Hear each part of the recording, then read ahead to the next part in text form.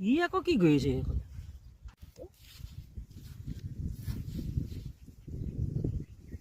কি হ'ল বোলো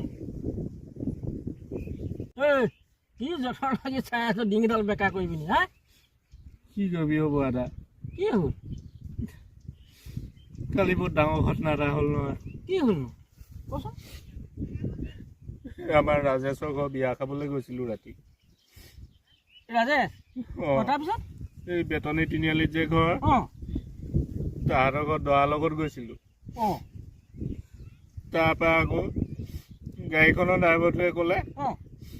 ঐ ভাত খাই উঠি তই গাড়ীখনতে বহিবিচোন মই ভাতকেইটা খাই আহিম বুলি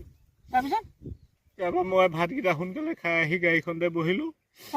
মই বোলো ড্ৰাইভাৰ চিটটোত কোনোদিন বহি পোৱা নাই অকণমান বহি চাওঁ বুলি বহিলোঁ ষ্টেৰিংটোতে মূৰটো দিওঁতে মোৰ নত টোপনি গুচি গ'ল নহয় টোপনি গুচি গ'লি তাৰপিছত কি তাৰপৰা কি কবি আৰু ৰাতিপুৱা যেতিয়া দৰা যাব হ'ল ড্ৰাইভাৰটোৱে আহিলে মই বহি আছো বুলি নেদেখিলে মোৰ মূৰটোকে ষ্টেৰিং বুলি পকাই পকাই পকাই মোৰ ডিঙিটো মুচাই পেলালে ডিঙি চিধা নোহোৱা হ'ল পোৱা নাই কেনেকুৱা ড্ৰাইভাৰ